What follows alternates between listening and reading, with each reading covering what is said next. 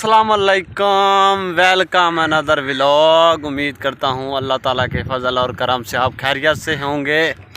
अज मैं जा रहा हूँ दोबारा फिर तूड़ी चांद ते अपने बैल दे उत्ते जा रहा जी। मैं उत्ते बह के ते एक मैनू गल याद आ गई है कि मैं क्या फिर अपनी यूट्यूब फैमिली नाल शेयर कर देवां जी। इंसान दे पास सब तो कीमती सरमाया होंदा है उनका वक्त। एक मेरी एक नसीहत है अजकल दे नौजवानों वास्ते, बुढ़िया वास्ते या हर लाइफ दे हर इंसान वास्ते एक मेरी नसीहत है। इंसान दे पास सब तो कीमती सरमाया होंदा है वक्त। अगर वो बंदा वक्त नू अपना गुलाम बना लवे ना तो वो बंदे नू कामयाब होने तो कोई भी नहीं रोक सकता। फर्ज किया हर काम अपने वक्त दे मतहत कर लेंदा, हर काम अपने टाइम ते कर लेंदा ना तो उस इंसान रंगा अच्छा इंसान कोई नहीं, और उस बंदे नू कामयाब होने तो कोई बंदा नहीं रोक सकता। ये मेरी एक अज दी एक हर बंदे वास्ते नसीहत है। तो जिस बंदे दा अपना टाइम किसी काम वास्ते मुकर्रर किया ना तो उस काम नू करके छोड़े, उन्होंने अधूरा ना छोड़े, उस काम नू करके छड्डे। एक मेरी अज दी नसीहत है। इंसान दा सब तो कीमती सरमाया होंदा है वक्त। अगर इस वक्त नू बंदा अपने मतहत कर लवे, अपने वक्त ते अपना काम करना शुरू कर दे तो बंदा कामयाब हो सकता है। सब तो कीमती सरमाया इंसान दे तरफ वक्त है। तो मेरी अज दा व्लॉग है, अज दी वीडियो इन्नी है बस। ठीक है जी, अस्सलाम वालेकुम।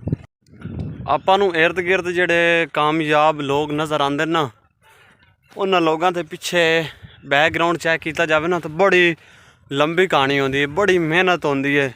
जिहड़े साडे वर्गे जीरो तो स्टार्ट करते ना उन्होंने दी नज़र वो समझते हैं कि शायद जिहड़े कामयाब लोग हैं ना एक दिनां च राती सुते ने तभी कामयाब हो गए ने।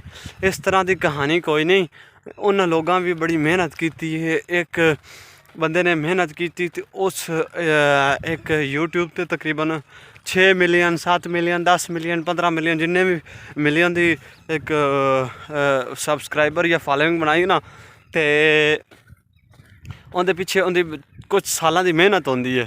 तो कुछ लोग इस मेहनत करते नहीं, वो समझते हैं कि शायद राती थोड़ा जिहा काम किया तो राती सुत्या थम्मी असीं कामयाब हो जाएंगे। इस तरह की कोई गल नहीं होंदी। हर बंदा मेहनत करता है तो हर बंदे दे मेहनत के पिछे ना कुछ स्ट्रगल होना ज़रूरी है। फिर जाके बंदा कुछ सालों बाद कामयाब होता है। माँ के पेट चो सिख के कोई नहीं बाहर आंदा, बंदे नू मेहनत ही करनी पैंदी है। या कोई किसी के दिमाग च बंदा घोल के नहीं पा सकता कि तू कामयाब है, या किसी नू दस के नहीं बंदा बना सकता कि तू कामयाब है। हर बंदे नू मेहनत करनी चाहिए और मेहनत जारी रखनी चाहिए। अल्लाह ताला सारिਆਂ दी मेहनत कबूल करे, अल्लाह ताला मेहनत सारिਆਂ दी कामयाब करे। तो बस मेरा अज दा व्लॉग है कि कुछ लोगों की नसीहत हो जाए। तो मैं ऐसे कई यूट्यूबर वेखे ने जिन्हां दे खुद आप कहते हैं कि साड़ी 6 साल 7 साल 10 साल की एक मेहनत है। उस मेहनत के सिले ते असीं अज इस मकाम ते खड़े हाँ। तो कई ऐसे भी हैं जिहड़े कहते ने सोचते हैं कि साढ़े रंगे कि जिहड़े जीरो तो स्टार्ट करते हैं अज चैनल बनाया तो कल कहते हैं साडा चैनल कामयाब हो जाए। तो इस तरह की कोई गल नहीं होंदी। हर बंदे की मेहनत वेखी जाती है। तो यूट्यूब एडा पागल नहीं है। यूट्यूब के पिछे एक पूरी फैमिली है।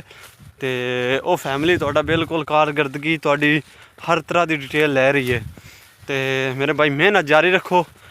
तो किसी नू शॉर्टकट नहीं लेना, किसी नू बेईमानी किसी की इस तरह की कोई मामला कोई नहीं। भाई मेहनत अपनी जारी रखो, अल्लाह ताला कामयाब करे सी। तो अल्लाह ताला सब नू कामयाब करे जी, आमीन सुम आमीन। अल्लाह ताला ते तवक्कुल रखो, इंशाअल्लाह ताला कामयाब अल्लाह ताला करे सी जी। अस्सलाम वालेकुम। आज दा व्लॉग बस इन्ना ही है।